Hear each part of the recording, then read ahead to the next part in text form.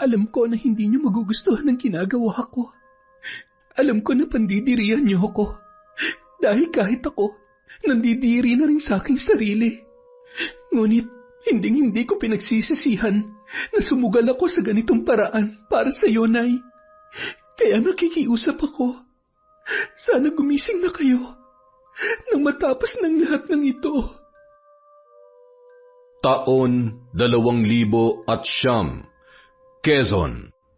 10:00 ng gabi, isa-isa nang nagbababaan ang mga pasahero ng bus. Mula pa sa probinsya ng Samar ang dalagang si Leia.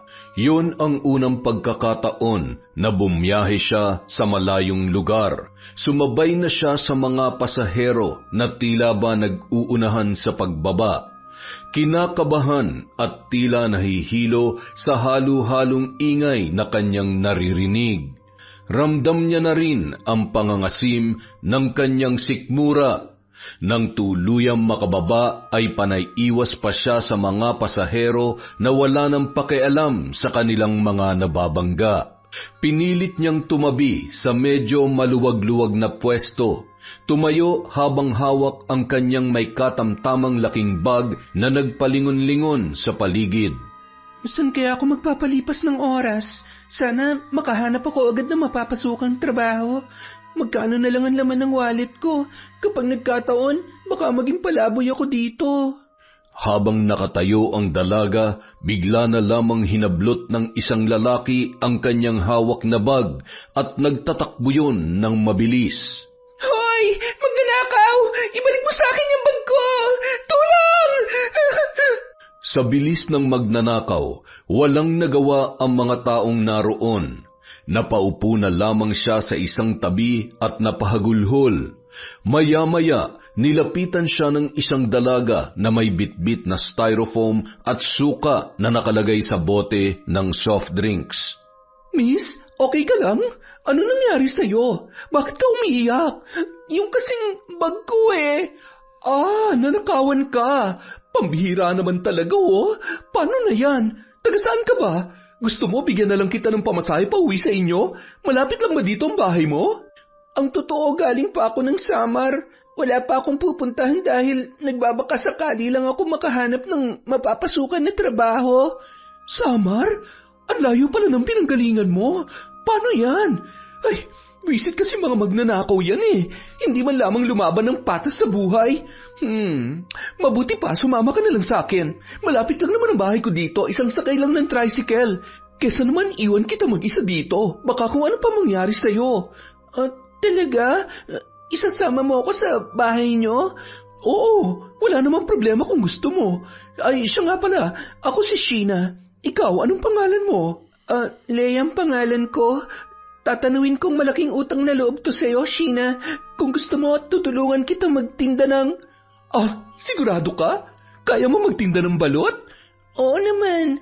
Mula nung bata ako, sanay ako maglako. Nung buhay pa kasi yung lola ko, mahilig yun magluto ng mga kakanin. Mabuti naman. Sakto naghahanap rin talaga ako ng katuwang namin ni Emong sa pagtitinda. Maliban kasi rito, meron akong stall ng mga tusok-tusok. Yung kaibigan ko nagbabantay. Ay, siya, mamaya na tayo mag-usap tungkol dyan, ha? Ay, pagod na ako, tsaka inaantok na rin ako. Sigurado, ikaw pagod ka rin sa biyahe. Nagugutom ka na rin siguro. Di bale, magkape tayo habang nagkukwentuhan sa bahay.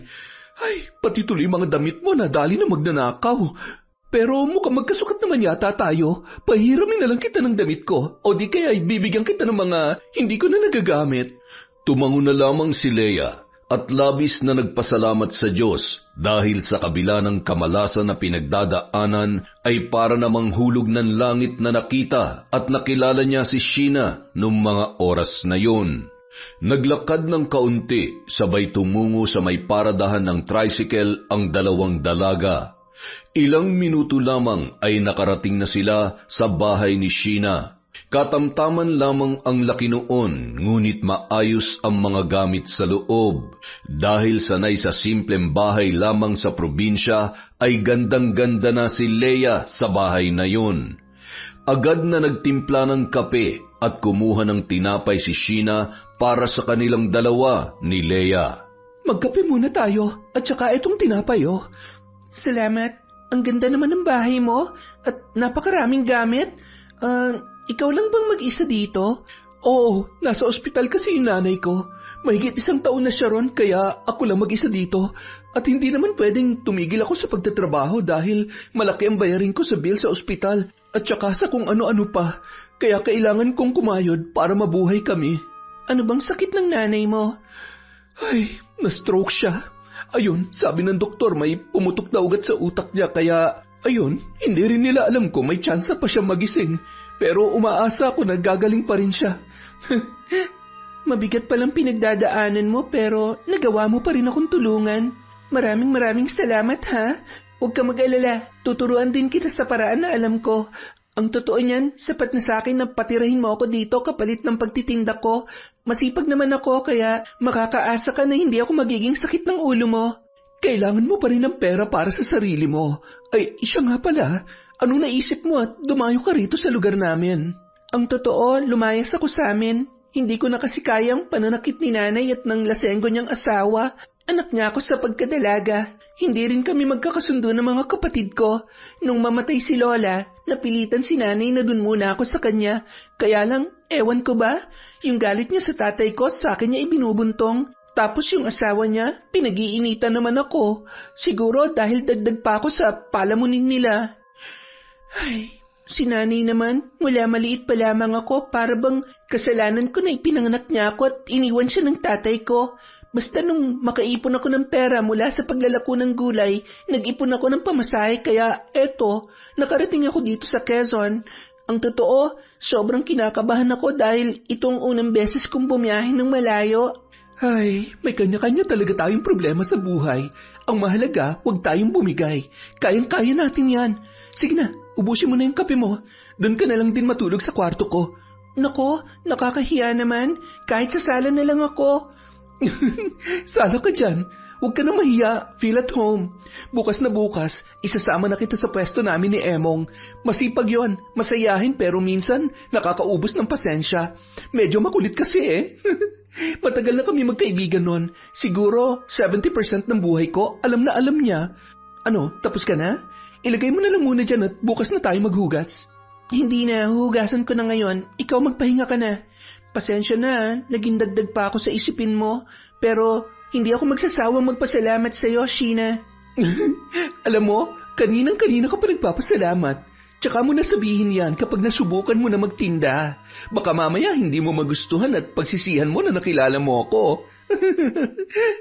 Hindi naman siguro. Tsaka kahit anong trabaho basta marangal. Nakakapagod man yan o ano, kakayanin ko. O siya, sige na. Maghuhugas ka na rin naman. Makikisuyo na ako nitong sakin. Sunod ka na lang sa kwarto, ha? Papalitan ko lang ng sapin at nakakahiya naman sa'yo. Maghahanap rin ako ng pamalit mong damit. Matamis ng ngiti naman ang itinugon ni Leia kay Sheena. Ramdam niya nung mga oras na yon kung gaano kabuti ang puso ng dalaga. Kinabukasan, isinama ni Sheena si Leia sa palengke. Tinuruan niya rin yung mamili ng kanilang mga kakailanganin sa pagtitinda sa street food. Nakalista lahat ng bibilhin at ipinakilala rin ni Sheena ang dalaga sa mga suki na kanilang binibilhan. Kung sakaling ikaw ang mamimili, alam mo na kung saan. Pero sa umpisa pasasamahan kita kay Emong para may katuwang ka sa pagbibitbit.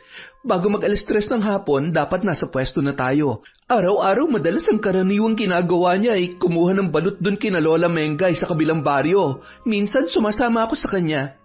Nagpatuloy sa pagkukwentuhan ang dalawa habang namimili at nang matapos ay nagmamadaling tumawag ng tricycle si Sheena pauwi sa kanilang bahay. Itinuro niya na rin kay Leia ang mga dapat gawin at ihanda. Natuwa naman siya dahil mabilis matuto at maalam nga rin ang dalaga. Inabot na sila ng 2:00 bago matapos sa kanilang ginagawa, kaya naman noon lamang sila nakakain ng tanghalian. Pagkatapos ay nagpasundo na sila kay Emong gamit ang tricycle nito. Emong, pumasok ka muna dito sa loob. May sorpresa ako sa'yo. Dali! Sorpresa? Ano kaya yun? Di ko naman birthday. Tatasa mo ba ang sahod ko o sasagutin mo na ako? Sira, baka kapag nakita mong sorpresa ko sa'yo makalimutan mo ng pangalan ko. Nagmadali namang tumungo si Emong sa kusina at nanlaki ang mga mata nang makita si Leia. Uy, di mo naman sinabi na may kamag-anak ka pa palang mas maganda kaysa sa'yo. Kita mo na? Siya si Leia, bago natin makakasama sa pagtitinda, para naman hindi ka nagre-reklamo kapag nagde-deliver ako sa gabi sa mga suki ko. Mabuti naman. Ang hirap kaya mag-isa dun. Hindi ko na minsan alam kung sinong uunahin kong bigyan sa dami ng bumibili tapos nagluluto pa. Oo na, alam ko naman yon. Huwag ka na magreklamo dahil maliban sa magaling at masipag, napakaganda pa nitong makakasama mo. Magpinsan ba kayo? Ngayon lang kasi kita nakita Hindi po. Ang totoo, kagabi lang kami nagkakilala. Ano? Saan? At paano? Huwag naman masyadong excited. At saka, huwag na maraming tanong kasi kailangan na nating umalis. Bago mag-alas 10, aalis ako. Magde-deliver ako ng balot tapos may importante rin akong pupuntahan. Importanteng pupuntahan? May bago ka na namang racket? Ay, ayan, buhati mo ng mga yan at isakay mo na. Huwag na masyadong maraming tanong. Ang importante, may pera tayo. Oo na, nagagalit ka na naman Mabuti pa, sumakay na kayo at ako na lang ang magbubuhat ng mga yan. Naglinis na rin ako dun sa pwesto natin at areglado na yung mga balot at penoy. At saka, pinapasabi ni Lola Mengay kung kailan ka raw magpupunta ron at kinukumusta rin niya nanay mo. Ay, umiiwas nga muna akong pumunta ron at sigurado mag-iiyakan lamang kami. Alam mo naman yun. Kumusta sila ni Lola Paeng? Ayos lang naman sila. Parang ang walang kapaguran yung mag-asawang yun Lalo na si Lolo Paeng. Siyempre, wala naman silang ibang kabuhayan kaya kailangan nila magsipag. Wala naman silang anak na naaasahan. Yung mga kamag-anak namin sa Maynila, hindi na kami kilala ng mga yon. Maayos ng buhay nila at kapag wala kang pera, hindi ka na nila kilala. Kung sa bagay, hindi bale, pasasaan ba't kapag sinuwerte at sinipagan pa natin, darating din tayo dyan. Pero hindi mangyayari yun kung... Ay, huwag mo nang ituloy yung sasabihin mo kung ayaw mong tamaan ka nitong kamao ko. Nagpatuloy na lamang si Emong sa paghakot ng mga dapat ikarga sa tricycle at nang maayos niya na ang mga pangarga, agad na rin silang umalis. Nang makarating sa inuupahan nilang pwesto malapit sa may terminal, natuwa naman si Leia, lalo na't kabubukas lamang nila, nagdagsaan na ang mamimili. Aliw na aliw naman si Emong kay Leia dahil sa mabilis kumilos at mabilis lamang na natutunan ang kanilang ginagawa. Kapag may pagkakataon, panay naman ang usisa niya tungkol sa dalaga. Tawang-tawa pa yon nang malaman na nanakawan siya ng gamit. Akalain mo sa dami ng mananakawan, ikaw pa talaga. Pero may mga pagkakataon talagang hindi natin matatakbuhan ng kamalasan. Di bale, mas okay na yun kesa sinaktan ka nila. Alam mo naman, talamak na rin ang mga magnanakaw ngayon. Mga ayaw magtrabaho ng maayos at lumaban ng patas. Tingnan mo nga tayo, mga dalagat binata pero kumakayod para kumita. Lalo na tong best friend ko. Pagkatapos mamatay nung tatay niya, ngayon na ospital naman yung nanay niya. Hindi na tumigil sa pagnenegosyo yan at kung ano-ano pang racket. Kung hindi ko nga lang pinigilan, malamang kumikendeng-kendeng na sa bariyan Hoy, tumigil ka. Kung ano-ano na naman yung kinukwento mo. Leia, huwag ka masyadong naniniwala dyan. Sa 10 sinabi niyan, isa lang ang totoo. Madalas nga wala pa, puro kalokohan at haka-haka lang. Nagpatuloy ang tatlo sa kani-kanilang ginagawa at sunod-sunod na rin ang pagdagsa ng mga mamimili, lalo na ng bandang sasapit na ang gabi. 5:00 pa lamang, hindi na mapakali si Sheena. Mayat-maya tumutunog ang kanyang cellphone. Sino na naman ba yung kausap mo? Yung mga pagdedeliveran ko ng balot mamaya. Aalis ako maya-maya ha. Kayo nang bahala dito. Kapag nakaubos kayo na mas maaga, pwede na kayo magsara. Ihatid mo na lang sila sa bahay. Hindi ko kasi alam kung anong oras ako makakauwi at may kailangan din akong puntahan mamaya. Ikaw napapadalas na yung mga lakad mo sa gabi. Huwag kang gagawa ng ikakapahamak mo Oo, ika. Huwag kang mag-alala, alam kong ginagawa ko at wala akong ginagawa masama. Leia, kumusta? Okay ka lang ba? Oo, okay lang ako.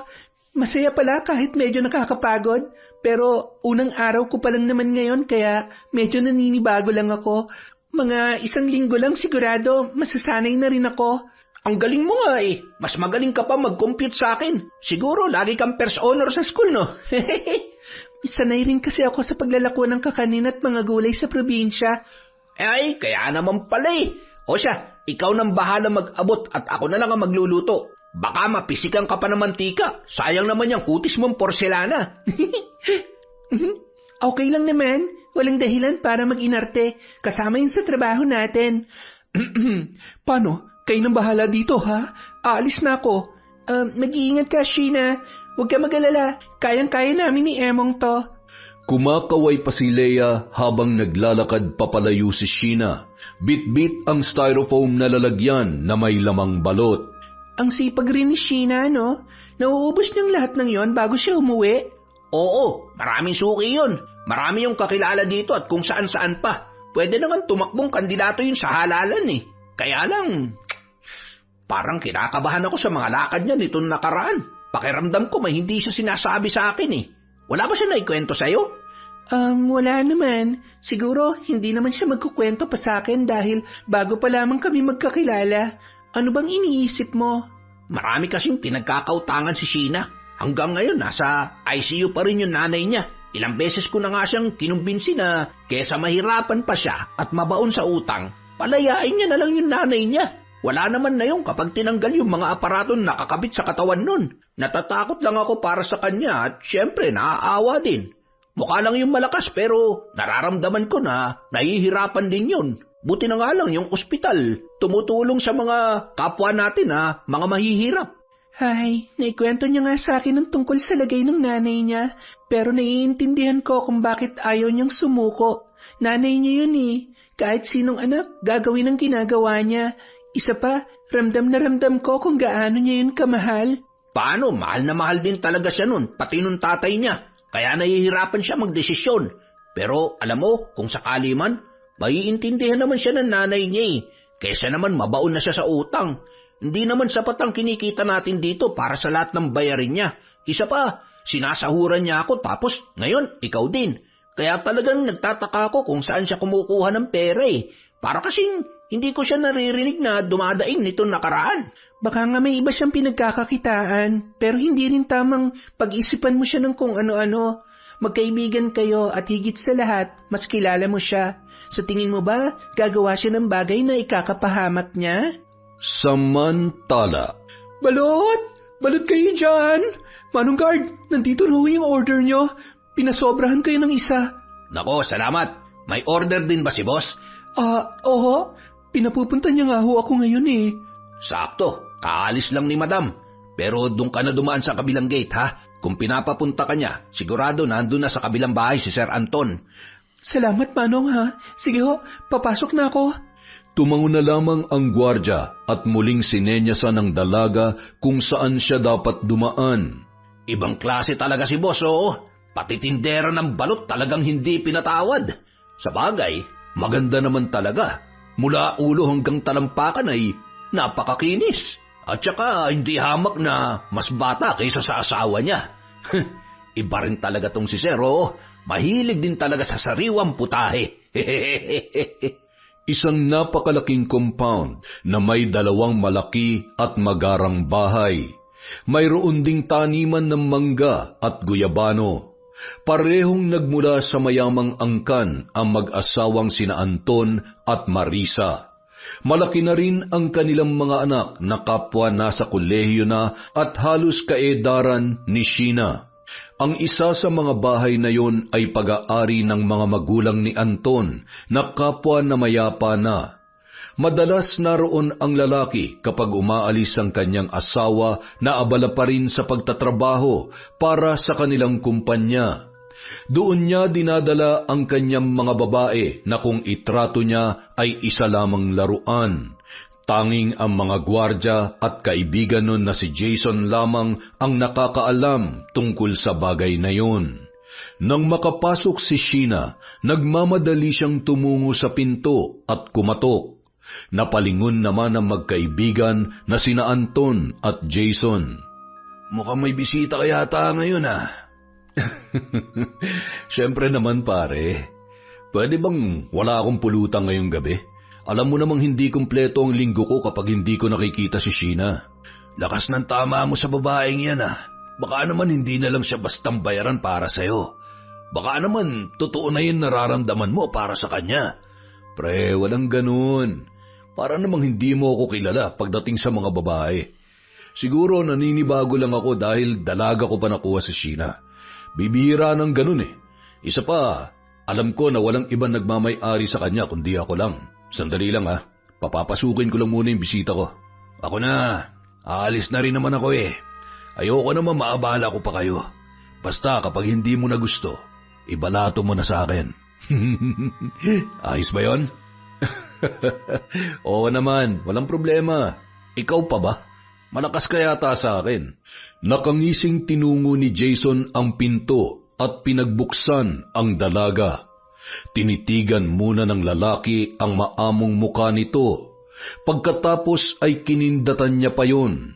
Ay, Sheena, alam mo, naiintindihan ko na kung bakit baliw na baliw sa'yo ang kaibigan ko. Sige na, pasok ka na, Miss Beautiful. Mukhang mapapalabang ka na naman ngayong gabi. Napalunuklaway na lamang ang dalaga nung mga oras na yon at naramdaman ang pamumula ng kanyang pisngi. Sa kabila ng pambabastos sa kanya ni Jason, nagtimpi na lamang siya at nagpanggap na hindi apektado sa mga sinabi ng lalaki. Nang makapasok sa loob ng bahay, malakas niyang isinara ang pinto at tumungo sa may kusina kung saan naroon si Anton. Nandito na ako, Anton. Medyo inagahan ko na para makauwi rin ako agad. Ayan na rin yung order mo. Ayos. Kailangan ko itong ngayon. Sheena naman, kararating mo lang tapos pauwi na agad na nasa isip mo. Hindi mo man lang ba ako na-miss? Kasi ako, sobrang miss na kita. Sandali lang. Hindi na kasi ako nakauwi sa bahay para maligo at magpalit ng damit, kaya... sige. Huwag na tayo magsayang ng oras. Gusto mo ba sabayan na kita maligo? Hindi na. Hintayin mo na lamang ako sa kwarto. Hanggang ngayon ba naman naiilang ka pa rin sa akin? Sige na. Bilisan mo na. Sabik na ako sa'yo. Sige. Sandali lang. Kasasabi ko lang na maliligo muna ako. Pawisan pa ako at samot-sari pang amoy ko dahil galing ako dun sa pwesto. Hindi mo naman na kasi kailangan gawin yon. Sapat naman ng perang ibinibigay ko sa'yo. Sobra-sobra pa nga Hindi ba? Tsaka, sabi ko naman sa'yo, ako nang bahala sa lahat ng bayarin mo sa ospital.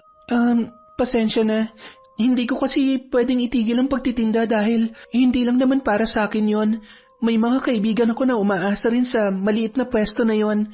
Isa pa, masaya naman ako dahil may iba akong pinagkakaabalahan. Huwag ka mag-alala, hindi ko naman kakalimutan ang obligasyon ko sa'yo. Basta ipangako mo lang sa akin na tutuparin mo lahat ng mga ipinangako mo sa akin.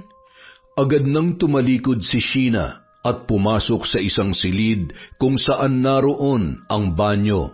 Tiningnan pa ng dalaga ang kanyang sarili sa harap ng malaking salamin habang pa isa-isang tinatanggal ang kanyang damit.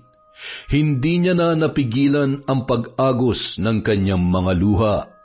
Hindi niya lubos akalain na aabot siya sa ganoong sitwasyon para lamang maisalba ang buhay ng kanyang ina. Naalala niya ang araw na unang pinagkatiwala niya ang kanyang sarili kay Anton, kapalit ng malaking halaga para sa operasyon ng kanyang ina na noon ay nag-aagaw buhay. Alam ko na hindi niyo magugustuhan ang ginagawa ko. Alam ko na pandidirihan niyo ako. Dahil kahit ako, nandidiri na rin sa aking sarili. Ngunit, hindi ko pinagsisisihan na sumugal ako sa ganitong paraan para sa iyo, Nay. Kaya nakikiusap ako. Sana gumising na kayo nang matapos ng lahat ng ito. Napalingon naman siya sa may pinto nang marinig ang pagkatok ni Anton. Matagal ka pa ba dyan? Bilisan mo na maligo. Hindi na ako makapaghintay Sandali lang. Heto, matatapos na. Nagmadali na ang dalaga at pagkatapos ay nakasapin na lamang ng tuwalya ang kanyang katawan. Halos lumuwa naman ang mga mata ni Anton sa pagkasabik kay Sheena. Agad niyang hinila ang kamay ng babae at inihiga sa kama. Bakas ang kaba at takot sa muka ng dalaga sa bawat oras na ginagawa yun sa kanya ng lalaki. Pakiramdam niya, paulit-ulit na binababoy ni Anton ang kanyang katawan. Ni wala siyang karapatang pumalag at magreklamo sa tuwing sinasaktan siya nito. Huwag ka nang umiyak. Hindi ba katulad ko'y naliligayahan ka rin naman? Sheena, mula nung araw na ipinagkatiwala mo sa akin ang sarili mo, pag-aari na kita. Walang ibang makikinabang sa'yo kundi ako lang. Ano? Sabihin mo oo kung ayaw mo masaktan. Pumapayag naman ako sa gusto mo. Hindi mo naman ako kailangang saktan at itali dito. Nasasaktan ako. Hindi mo ba nakikita? Anton, pakawalan mo na ako dito. Yan ang gusto ko. Yung nahihirapan at nagmamakaawa ka. Okay lang yan. Maya-maya lang, dadalhin din naman kita sa langit. Sa ngayon maglalaro muna tayo, kaya huwag ka na magreklamo. Sige ka, hindi mo magugustuhan kapag nagalit ako. Kaya itiko mo na yung bibig mo. Ang bango-bango mo talaga. Diretsyong nakatingin na lamang sa sala si Sheena habang patuloy sa kung ano-anong ginagawa si Anton. Gusto niya na lamang ipikit ang kanyang mga mata at magpanggap na isang bangungot lamang ang nangyayari nung mga sandaling yun. Bandang 2:00 ng madaling araw, nagising si Sheena mula sa mahimbing na pagkakatulog. Ramdam niya ang pananakit ng kanyang buong katawan. Noong mga oras na yon, wala na si Anton sa kanyang tabi. Ang tanging naroon na lamang ay ang makapal na tig-1,000 na iniwan doon ng lalaki. Agad na hinanap ni Sheena ang tuwalya at ipinambalot sa katawan at muling naligo sa banyo. Paulit-ulit niyang kinuskos ang kanyang katawan habang pinagmamasdan ang pasa na kanyang natamo. Matapos maligo, nagmamadali yung nagbihis at gamit ang tuwalya ay siniguro niyang bahagyang tuyo na ang kanyang buhok bago umalis. Inilagay niya ang pera sa loob ng styrofoam na kanyang dala at pagkatapos ay palingon-lingon na tinungo ang gate na kanyang daraanan. Natanaw niya pa ang gwardya na noon ay halos mahulog na sa kinauupuan, dala ng sobrang antok. Dahil mayaman ang pamilya, sinisiguro ng mag-asawa ang kanilang seguridad, lalo na't usong-uso ang nakawan sa nasabing lugar. Naglakad pa si Sheena ng ilang minuto bago may nakasalubong na tricycle at sumakay pauwi sa kanilang bahay. Dito na lang ho ako, Manong. Heto ho ang bayad. Sa inyo na ho ang sukle. Nako, salamat. 500 to, Ineng.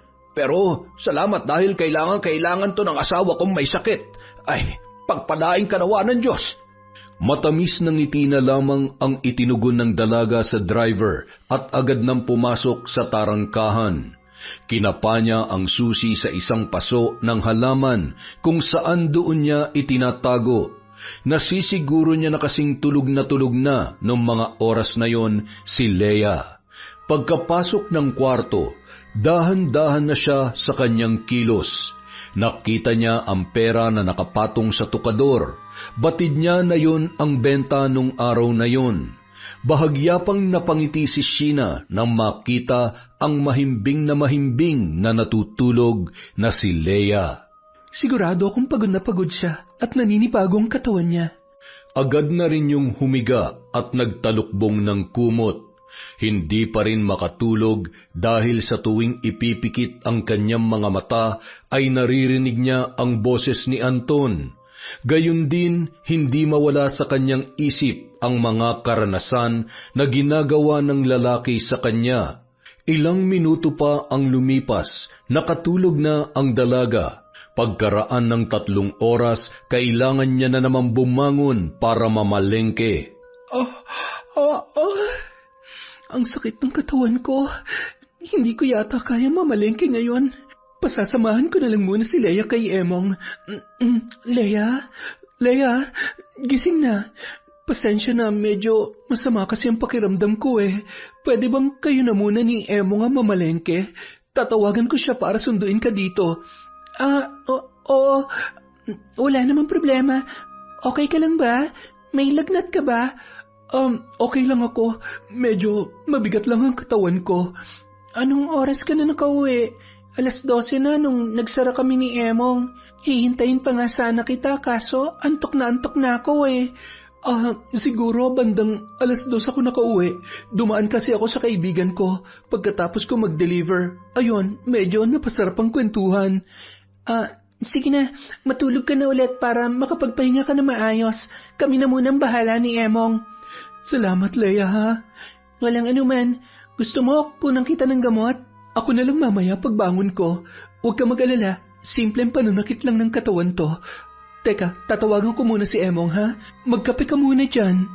Tumango naman si Leia at agad na lumabas ng kwarto habang kausap ni Sheena si Emong sa kanyang telepono. O siya, dadaan muna kami kay Lola Mengay bago pumunta ng palengke para isang lakad na lang. Ikaw nang bahala. Salamat, Emong, ha? Makalipas ang ilang minuto, dumating na si Emong para sunduin si Leia. Agad na ring umalis ang dalawa. Bandang 8:00 ng umaga, nakatanggap ng tawag si Sheena mula sa ospital. Hindi totoo yan. Hindi mo ako pwedeng iwan, Nay. Sabi ko naman sa'yo, hindi mo ako pwedeng iwan eh. Ginagawa ko naman ng lahat, di ba? Natataranta siyang tinawagan si Emong para ibalita ang nangyari. Ano? Ay, huwag ka nang umiyak. Pupunta na kami ngayon din. Pupuntahan natin agad ang nanay mo, ha? Hintayin mo kami ni Leia at baka kung mapaano ka pa. Sige na. Ano nangyari? Wala na nanay ni Sheena. Ay, pero mas mabuti na rin siguro yun dahil pareho na silang nahihirapan sa sitwasyon. Umuwi na tayo. Sasamahan natin siya sa ospital. Ay, kawawa naman siya.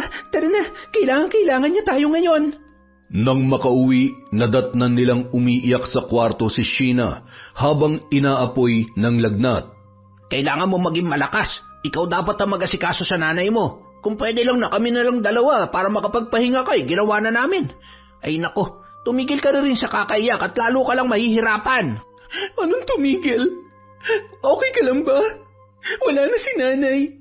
Hindi mo ba naiintindihan kung gaano kasakit yon para sa akin? Siya na lang ang meron ako, Emong. Alam mo naman yon, di ba? Siya ang dahilan kung bakit ginagawa ko lahat ng to. Ginawa ko naman ang lahat para mabuhay siya. Alam ko naman, pero dapat hinanda mo na rin ang sarili mo para sa bagay na to. Matagal na siyang wala. Kailangan mo lang tanggapin dahil hindi mo naman hawak ang buhay niya. May dahilan ng lahat, Sheena. Kaya kumalma ka na nang makaalis na tayo. Huwag ka mag-alala. Nandito pa naman ako eh. Kami ni Leia. Hindi ka namin pababayaan. Tama si Emong, Leia. Kahit bago lang tayo magkakilala, alam ko na napakabuti mong tao. Kaya makakaasa ka na mananatili ako mabuting kaibigan sa'yo na masasandalan mo ako sa mga ganitong pagkakataon.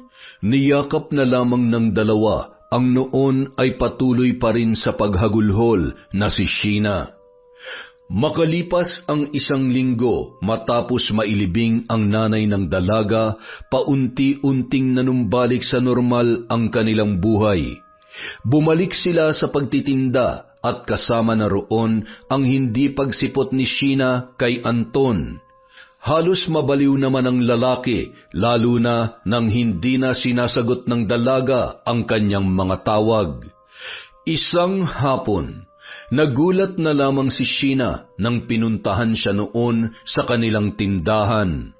Nang matanawan niyo ng dalaga ay agad niya yung nilapitan. Nagkatinginan naman sina Leia at Emong at nagtataka kung sino ang lalaking kausap ng kanilang kaibigan. Anong ginagawa mo dito? Nandito ako para ipaalala sa iyong obligasyon mo sa akin. Ano, Basta-basta mo na lang ako hindi sisiputin? Bakit? Hindi mo na ba ako kailangan? Dahil wala na nanay mo? Sheena, ako magdedesisyon kung hanggang kailan ka magbabayad sa akin. At para sabihin ko sa'yo, ni hindi ka pa nga nangangalahati sa halaga ng perang binitawan ko sa'yo eh.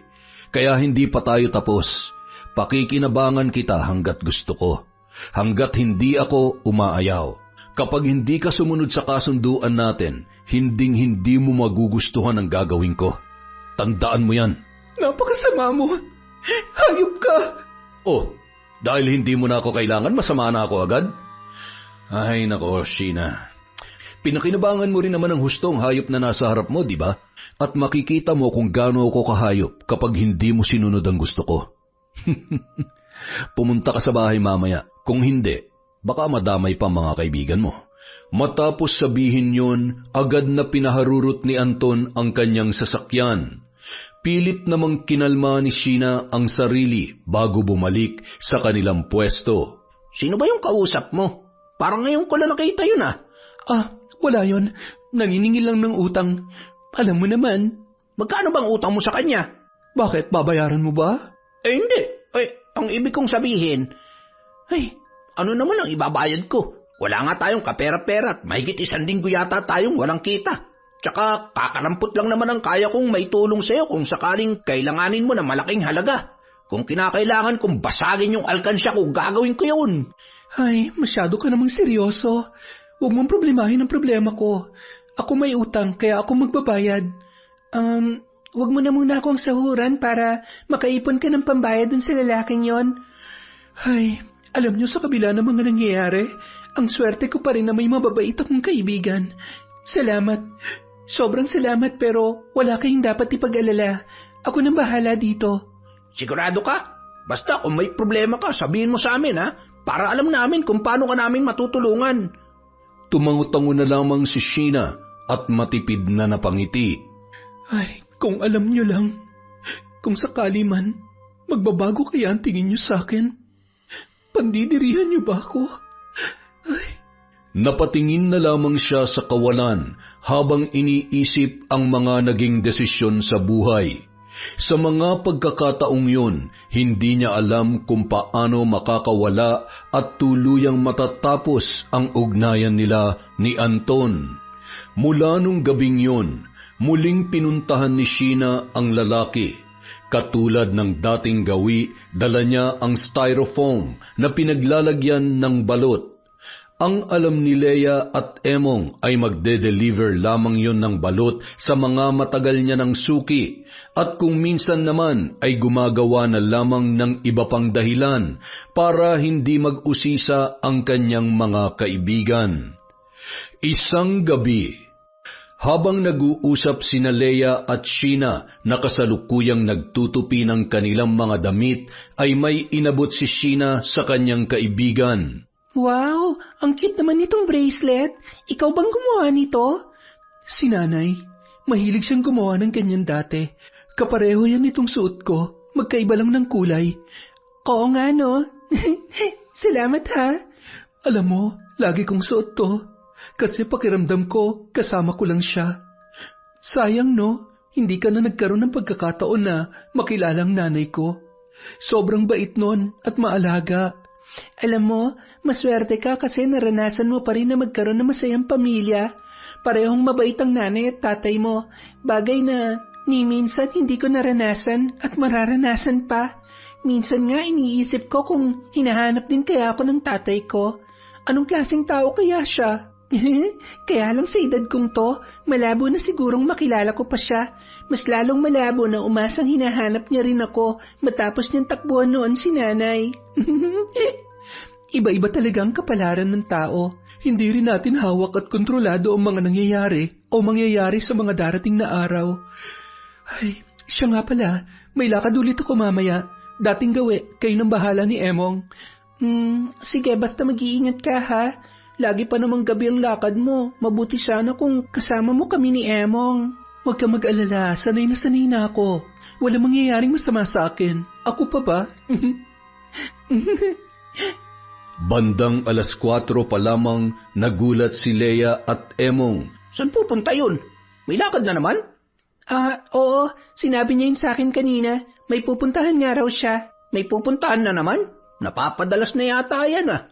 Wala ka bang napapansin sa kanya? Pakiramdam ko kasi may hindi siya sinasabi sa atin eh. Wala naman. Pero nung isang beses may mga pasasya na parang sa may bandang likod. Oh, anong sabi niya? Sabi niya lang, madalas daw kasi siya nagkakapasa kapag malapit na magkaroon. Pero nung minsan, parang tulala siya. Siguro namimiss niya yung nanay niya. Natural lang naman yon. Pasa? Tapos madalas, masama ang pakiramdam. Hindi kaya may sakit siya? Grabe ka naman, wala naman siguro. Ay, kung ano-ano na naman yung iniisip mo. Sa tingin ko naman wala naman siyang ibang tinatago. Tsaka, sabi niya sa akin, malapit na raw mabayaran yung mga utang niya. Ay, mabuti naman. Teka, saan siya kumukuha ng pera? Ang dami mo namang tanong. Bahala ka na nga dyan. Ang kulit-kulit mo naman eh. Kapag ako nainis, babarangin na kita. Oh, marunong ka? Masama yun ah. Oo, alam ko. Mambabarang yung lola ko at tinuruan niya rin ako. Kaya lang ayaw ko naman maging mambabarang kung sakaling ikaw ang una kong... Magkakasundo pala kayo ni Lola Mengay. Marunong din yun mambarang. Lagi nga kaming kinukwentuhan nun ni Sheena eh. Paano kaya ginagawa yun? Gusto mo sampulan kita? Naku, wag na. Hindi bali na. Ang dapat sa mga ganyan, yung mga taong walang konsyensya. Tama ka. Yan din ang sabi sa akin noon ng lola ko. At saka, hindi pwedeng basta gamitin ang itim na kapangyarihan. May malaking kaakibat na sumpa ng buhay at kamatayan ng bawat salitang binibitawan. Nagpatuloy sa pagkukwentuhan ang dalawa. Nakisali pa ang ilan sa mga bumibili at napakwento na rin sa kanilang nalalaman tungkol sa barang. Ay naku, oo, totoo yun. Walang awa kung pumatay ang mga mambabarang, lalo na kapag nagagalit ang mga yan at gusto maghiganti. Hindi na nga kita aasarin, baka magalit ka pa sa akin. Huwag mo akong babarangin ha. Gusto ko pa mabuhay ng matagal. Natawa na lamang si Leia dahil kitang-kita niya sa mukha ni Emong ang takot ng mga oras na yun. Samantala, parang awa mo na. Itigil na natin to. Gusto ko na ng normal na buhay. Hindi ko na kayang sikmurain pang lahat ng ginagawa mo sa akin. Sheena, hindi ko na kayang mawala ka pa sa buhay ko. Ang totoo, mahal na nga kita eh. Ikaw na lang ang nagpapasaya sa akin. Mahal? Pagmamahal ba ang tawag mo sa lahat ng kababuyang ginagawa mo sa akin? Ha? Anton, pagod na ako. Ayaw ko na. Hindi mo ako pwedeng iwan. Akin ka lang.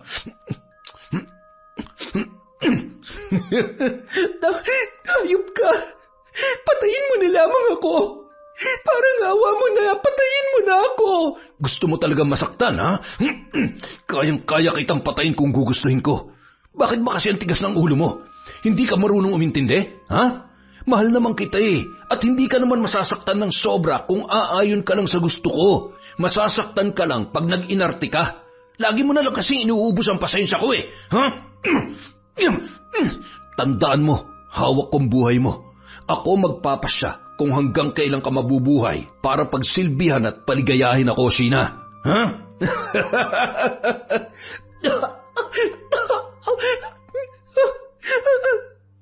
Samantala, pagsapit ng 12:00 ng gabi, nagsasara na ang dalawa nang biglang sumagi sa isipan nila si Sheena. Inihatid na ni Emong sa bahay si Leia at umalis na rin kaagad yun. Kinabukasan, labis ang pagtataka ni Leia nang magising siya na wala pa rin si Sheena. Narinig niya ang boses ni Emong sa labas, kaya nagmadali siyang lumabas ng kwarto at pinagbuksan yon ng pintuan. Grabe namang tulog yan, 6:00 na, tatanghaliin tayo. Emong, hindi pa nakakauwi si Sheena. Tawagan mo nga. Nasanay kasi ako na ginigising niya ako sa umaga, kaya kagigising ko lang tapos wala pa rin pala siya. Agad namang tinawagan yon ng binata ng paulit-ulit. Nakapatay ang cellphone niya, o baka naman nalobat lang. Ay, saan ba pumunta yon? Hindi ko alam. Ikaw, baka may kakilala ka na pwede niyang puntahan. Wala eh. Tsaka ngayon lang to nangyari. Hindi naman ugali nun na matulog sa ibang bahay. Sa halip na pumunta sa palengke, sinadya na lamang nina Emong at Leia, sina Lola Mengay at Lolo Paeng para iparating ang nangyari. Seryoso naman ang matanda habang nakakunot ang noo. Hindi kaya may masamang loob na nagtangka o may ginawang masama kay Sheena? Ay, nako, huwag naman sana. Hindi ko kasi maintindihan ang batang yan. Masyado siya nagtitiwala sa mga taong nasa paligid niya kahit hindi naman niya lubos pang kilala. Lola, alam ko pong hindi kayo sang-ayon sa pagpapatira sa akin ni Sheena sa bahay niya. Hindi ko magagawa ang iniisip niyo. Sa sandaling panahon na nagkasama kami, wala po siyang ibang ipinakita kundi kabutihan. Kaya kung iniisip niyo po na may kinalaman ako sa mga nangyayari, nagkakamali po kayo. Mahal ko po ang kaibigan ko. Ay, pasensya ka na, iha. Medyo pasmado kasi ang bibig nitong asawa ko. Mula noon ay puro tamang hinala lamang yan. Tsaka, tingnan mo nga ang maamong mukha nitong si Leia. Hindi naman siya yung tipong gagawa ng kahit anong kasamaan. Sana nga ay mali ako dahil ang ayaw ko sa lahat ay yung mga taong kayang paglaruan at papaniwalain ng mga taong nasa paligid niya. Mga nagpapanggap at nagtatago ng sungay sa likod ng maamong muka. Lumipas ang mga araw, wala pa rin silang balita tungkol kay Sheena. Wala pa ring matukoy na dahilan ang mga pulis tungkol sa pagkawala nito. Wala ring makitang katawan na magpapatunay na may nangyaring masama sa dalaga. Hindi na mahalaga kung anong tingin sa akin ni Lola. Basta malinis ang konsensya ko. Gagawa ko ng paraan para mahanap siya o magkaroon man lamang ng kalinawan sa kung anong nangyari sa kanya, Emong. Basta huwag kang gagawa ng kahit na ano na hindi mo sinasabi sa akin, ha? Masyadong delikado. Kaya kong sarili ko. Basta kahit anong mangyari, hindi tayo susuko sa paghahanap sa kanya. Kinabukasan, isang lalaki ang noon ay bumili ng balot at pahapyaw na nagtanong tungkol kay Sheena. Miss, nasa na pala yung dating tindera dito? Si Sheena? Magkakilala ho kayo? Oo. Naging girlfriend kasi siya nung kaibigan ko. Para kasing hindi ko sila nakikita nitong nakaraan. Hindi ko alam kung naghiwalay na ba sila o... Hindi po namin alam kung nasaan siya. Baka ho umuwi ng probinsya. Bigla na lang din po kasi siyang nawala. Baka nga. Ikaw, taga saan ka? Hindi ka na ba nag-aaral? Sayang naman yung ganda mo kung magtsatsaga ka lang dito. Alam mo, may kakilala ako na pwedeng tumulong sa'yo. Yan ay kung gusto mong maranasan magkaroon ng maginhawang buhay. Yung tipong hindi mo na kailangan pang maghirap. Alam na alam ni Sheena yan. Eto, tawagan mo lang ako kapag interesado ka, ha? Sige ho, hindi ko ho tatanggihan ang inaalok niyo sa akin. Ayos, yan ang gusto ko, madaling kausap. So ano, pwede ka ba bukas? Sige ho, kahit anong oras po na gusto ninyo, gusto ko pong makilala yung taong tinutukoy nyo. Tatawagan ko ho kayo mamaya. Tumango na lamang ang lalaki at masayang umalis. Natitiyak niyang matutuwa si Anton sa kanyang bagong regalo. Samantala, ano yun? Bakit basta-basta ka nalang pumapayag sa mga ganon? Alam mo ba kung anong posibleng kapalit ng sinasabi niyang tulong at malaking halaga ng pera? Oo, alam ko yun. Sa tingin mo ba talaga pera ang habol ko? Emong, kilala niya si Sheena. Malakas ang hinala ko na siya ang daan para malaman natin kung ano nangyari sa kaibigan natin. Ayos siya. Anong plano mo? Paano kung ikaw naman ang mapahamak? Sa mga ganitong pagkakataon, ang kailangan natin maging matalino. Kailangan natin makipaglaro sa mga kalaban. Huwag ka mag-alala, kaya kong protektahan ang sarili ko. Ay, hindi ko na kinakaya yung mga naiisip mo. Hindi biro yung pinaplano mo, ha? Hindi ka ba natatakot? Hindi kasi ako mapapalagay kung wala akong gagawin eh. Lalo na't malakas ang pakiramdam ko na malapit na nating malaman ang katotohanan. Nang sumunod na gabi, nakipagkita si Leia sa lalaki kaya mag-isa lamang sa pagtitinda si Emong habang nag-aalala para sa kanyang mga kaibigan. Samantala, sakay ng kotse, pumarada sa harap ng malaking tarangkahan ang lalaki. Bumabayon para kausapin ang gwardya. Maya-maya, bumalik yon at dumaan sila sa isa pang tarangkahan, papunta sa bahay kung saan doon nananabik ng naghihintay si Anton. Nang makarating sa loob, inabutan ni Anton ang lalaki ng malaking halaga ng pera at agad na rin yung umalis. Leia, ikaw nang bahala sa kaibigan ko ha. Pag uwi mo, pwede naman kitang sunduin kung gusto mo. O di kaya mag-tricycle ka na lang. Paano? Mauna na ako ha. Sige, bye. Hi, Anton. Ako nga pala si Leia. Tama nga si Jason. Napakagwapo mo at mukha kang mabango. Sabihin mo lang sa akin kung anong gusto mo at gagawin natin. Dahil handa ako makipaglaro sa'yo. Yan ang gusto ko sa babae. Yung hindi na kailangan magpakipot pa at saksakan ng pag-iinarte. Alam mo, lahat ng mga nakakalaro ko, ayaw nang umayaw at hindi na ako nakakalimutan. Halika na. Si Leia na mismo ang humila noon sa pintuan. Kitang-kita naman ang pagkasabik sa mukha ni Anton noong mga oras na yon, habang bahagya ng nakahawak sa bewang ng dalaga. Pinahiga ni Leia ang lalaki, sabay itinali ang kamay at paa. Lalo namang nasabik si Anton sa pakulo ng dalaga. Pinagmamasdan niya ang magandang hubog ng katawan noon habang paisa-isang tinatanggal ang butones ng damit. Halos lumuwa ang mata ni Anton nang makita ang mga nakakadiring butlig na tila ba nagtutubig sa dibdib at iba pang parte ng katawan ni Leia. Ha? Ano mga yan? Lumayo ka sa akin. Baka mahuwaan pa ako ng sakit na meron ka. Umalis ka na. Hindi kita babayaran. Nakakadiri ka. Nakakadiri ka dyan. Alam mo, mas pandidirihan ka ng mga tao, lalong-lalo na ng asawa mo kapag nalaman niya ang ginagawa mo. Tsaka sayang naman ang oras ng pagpunta ko dito. Bayaran mo ko.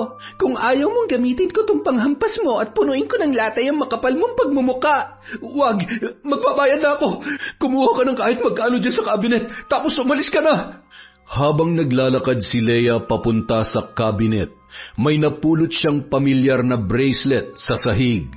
Hindi ako maaaring magkamali. Kay Sheena to. Hayop ka? Anong ginawa mo sa kaibigan ko? Nang makakuha ng pera, agad nang lumabas si Leia sa kwartong yon. Sandali lang. Sabi mo umalis na ako. Ano nagpabago sa isip mo, ha? Talagan mo muna ako dito. Bakit ko naman gagawin yon?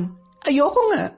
Siguro mas masaya kung yung asawa mong gagawa niyan para sa'yo. Bye! Iniwan yon ng dalaga sa ganoong sitwasyon. Mabuti na lamang bumalik doon si Jason, kaya naman nakalagan niya ng tali si Anton. Hayop na babae yun. Kasalanan mo to eh. Alam mo bang maruming babae yun? Mukhang may sakit na sa dami ng lalaking nakayari sa kanya. Hindi hamak na mastuso pa sa akin. Tarantado. Malay ko ba naman? Mukha naman kasing ewan ko sa'yo. Wag mo nang ibabalik dito yun ha, kundi malilintikan ka sa akin. Makalipas ang 1 linggo, nagulat na lamang si Anton nang ipakilala sa kanya ni Marisa ang bago nilang kasambahay. Mabait at maaasahan tong si Leia. Alam mo ba, tinulungan niya ako nung muntik na akong mapatay na magnanakaw na tumambang sa akin noong nakaraan. Napakatapang niya, kaya yan, bilang kapalit sa kabaitan niya, binigyan ko siya ng trabaho. Nanlilisik naman ang mga mata ni Anton habang nakatingin sa dalaga.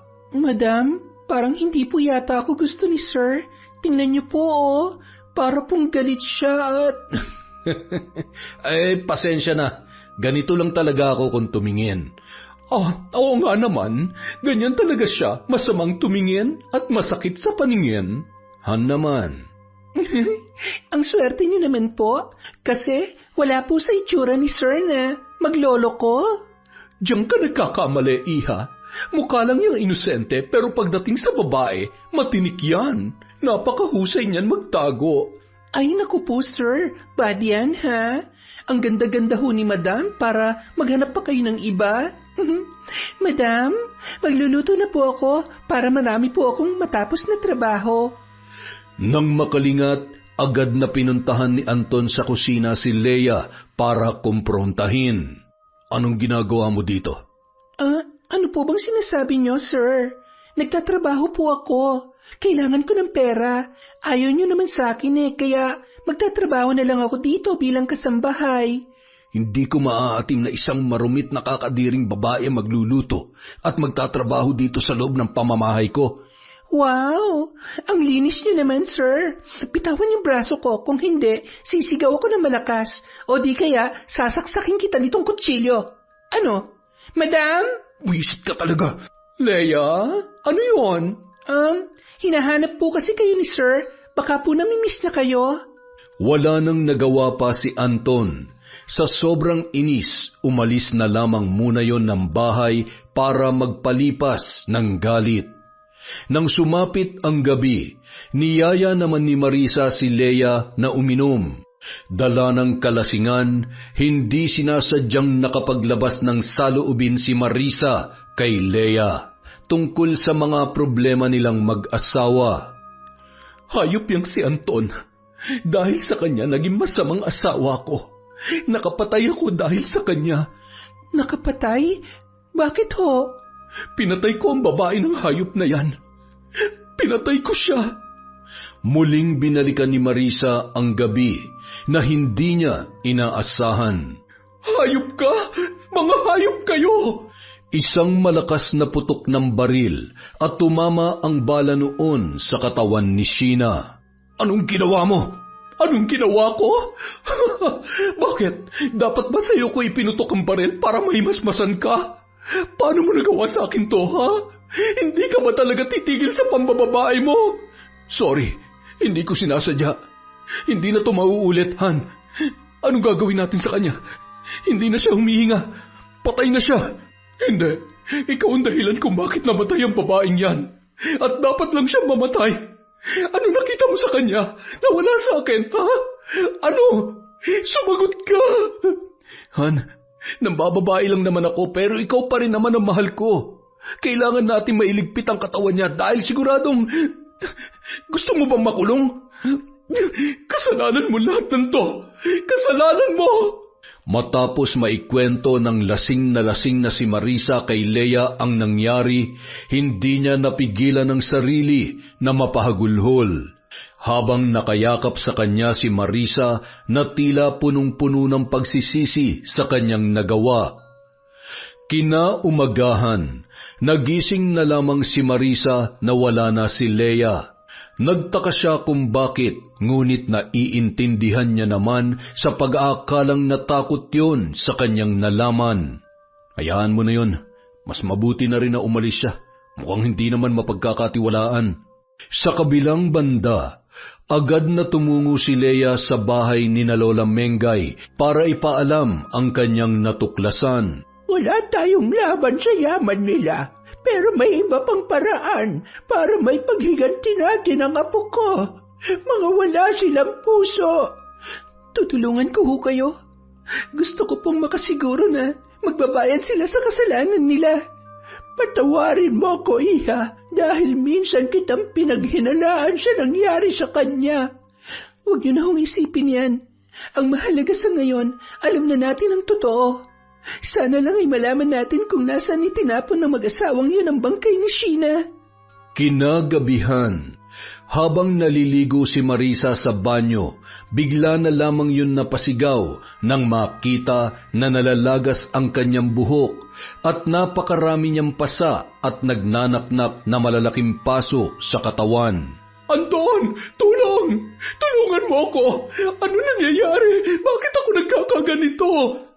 Anong mga yan? Hindi pwedeng mangyari sa akin to. Anong gagawin ko? Sabihin mo nga sa akin, may tinatago ka bang sakit? Ano bang pinagsasasabi mo? Wala akong sakit. Hindi ko alam kung bakit nangyayari sa akin to. Hindi kaya kinukulam ako? At sino naman ang gagawa nun sa'yo? Malamang isa sa mga babae mo. Ikaw naman lagi nagdadala ng kamalasan sa bahay na ito eh. At wala ka nang ginawa kundi isisi sa akin ang lahat. Nakakasawa ka na. At ikaw pa talagang nagsisisi. Alam nating dalawa na ikaw ang dahilan kung bakit. Hindi ako makahinga, Anton. Huwag mo kong artehan ng ganyan, Marisa. Hindi nakakatuwa. Gumising ka. Marisa? Marisa? Ano mga to? Napakabaho! Bigla na lamang bumulwak ang putik at nana na may kasamang bulati at uod sa bibig ni Marisa. Tatayo na lang sana si Anton para tawagin ang kanyang mga anak nang bigla naman yung namilipit sa sobrang pananakit ng kanyang tiyan hanggang sa gumapang na yun sa sahig. Unti-unti niyang naramdaman ang paglobo ng kanyang tiyan hanggang sa pumutok yun at may naglabasang iba't ibang insekto. Gumagalaw pa ang mga yun. Kasabay noon ay may lumalabas na anay sa kanyang ilong at tainga, kasabay ng kanyang paghiyaw. Tama na! Tulong! Tulungan niyo ako! Ilang sandali pa, may kung anong puwersa na humila sa kanyang dila at malakas niyang nakagat at naputol yon. Napakaraming dugo ang tumilamsik kasabay ang patuloy na pagsuka ng napakabahong putik. Samantala, Hindi pa siya marapat mamatay ng ganito kadali. Pahihirapan pa natin siya.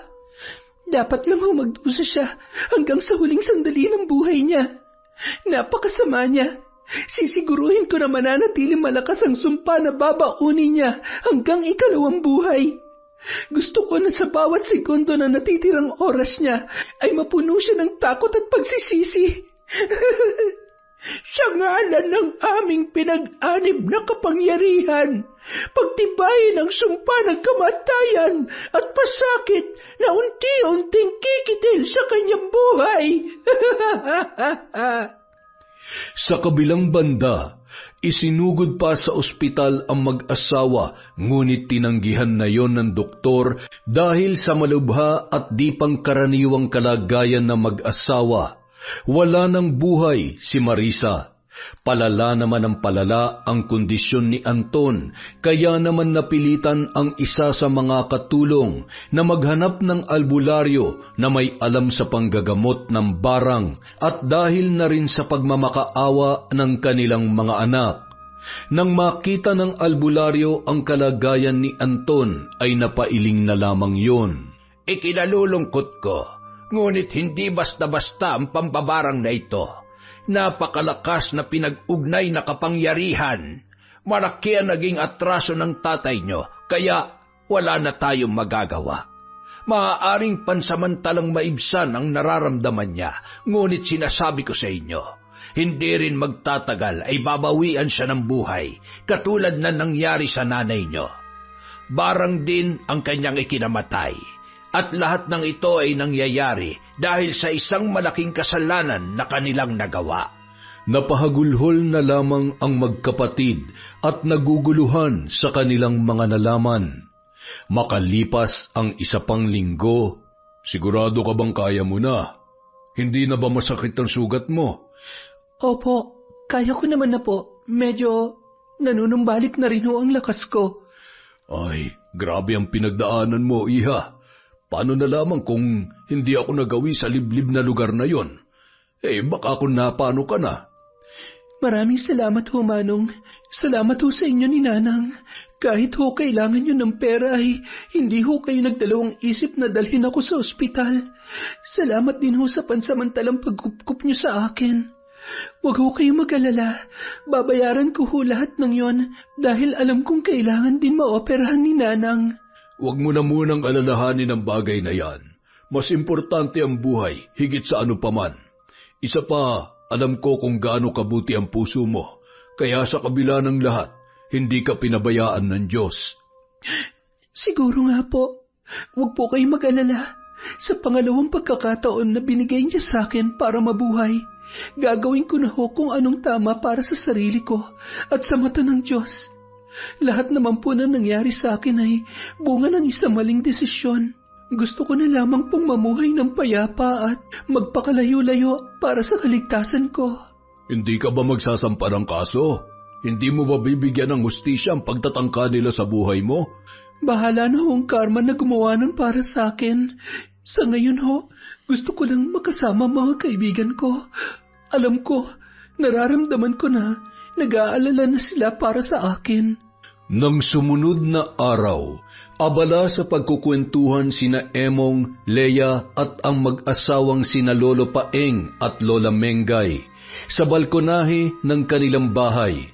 Sabay-sabay silang napalingon nang may tumigil na tricycle sa tapat ng kanilang tarangkahan. Hindi makapaniwala ang mga yon nang makita si Sheena na noon ay bahagyang paika-ika pang naglalakad dahil nanghihina pa rin sa kanyang natamo. Apo, buhay ka! Ano nangyari sa'yo? Anong ginawa nila sa'yo? Lola, wag na ho kayong umiyak. Nandito na ho ako. Buhay na buhay at hindi pa po ako maaaring mamatay. Sheena, akala namin pinatay ka na ng mga hayop na yon kasi paano mo nalaman? Huwag mong sabihin na... Oo, muntik na rin niya mapahamak para lang malaman kung ano nangyari sa'yo. Ewan ko ba, magkapatid yata kayo eh. Parehong saksakan ng tigas ng ulo ninyo. Ay, ikaw talaga. Bakit mo ginawa yon? Hindi ka ba nila sinaktan? Anong ginawa sa'yo ng hayop na Anton na yon? Kalimutan na natin yon. Basta sa ngayon, gusto lang muna kitang...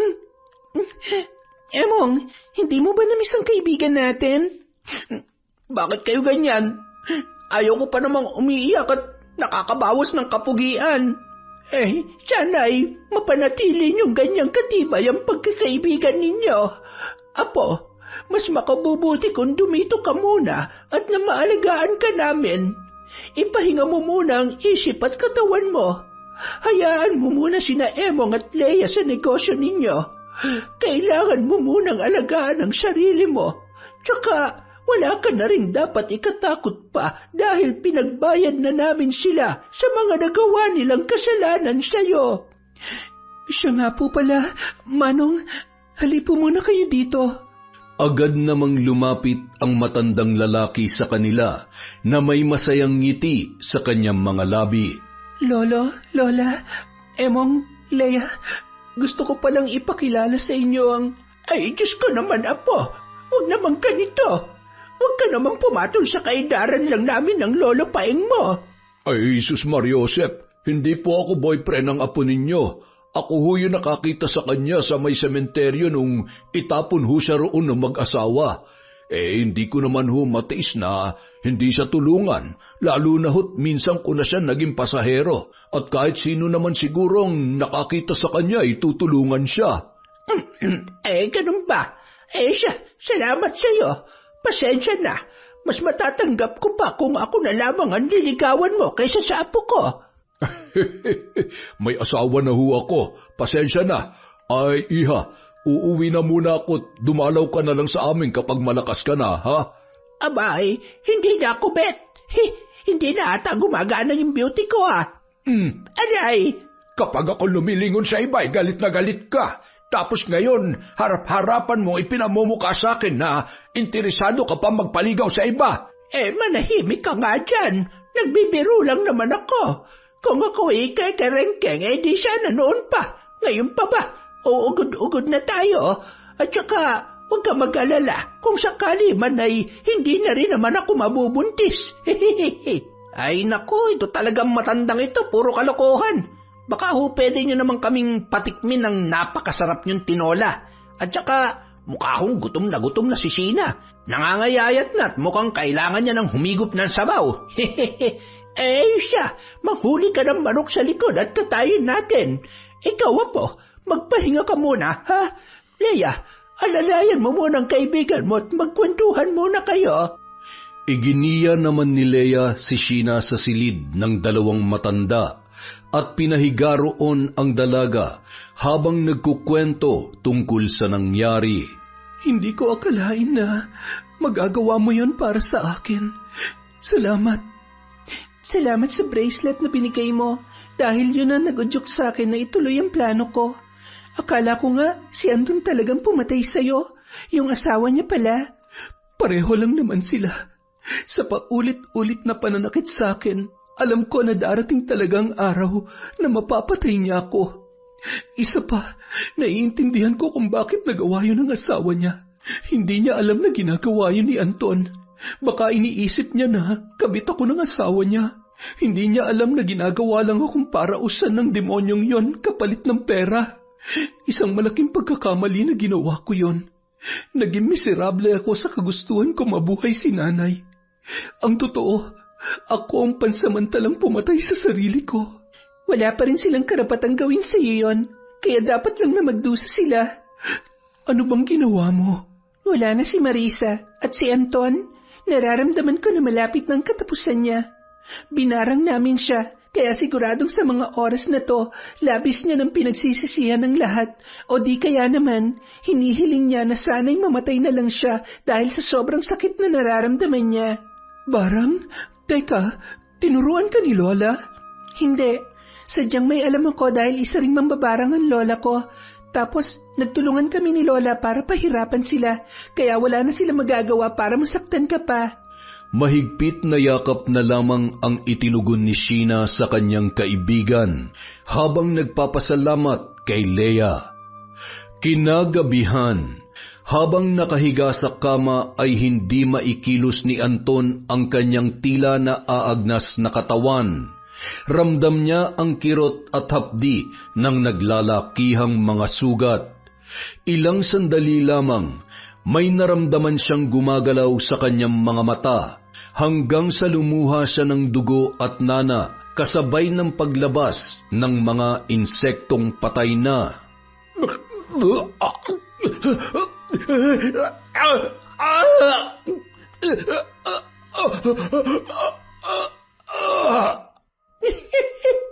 Sa wakas, natapos na rin ang iyong paghihirap. Doon ka naman magdusa sa impyerno. Walang katapusang parusang nararapat sa taong katulad mo. Yon, isang malupit na naman na kwento mula sa kwentong Enteng. Pasensya na po kayo, sa susunod na po ang shoutout natin. Promise po yan, babawi ako sa susunod.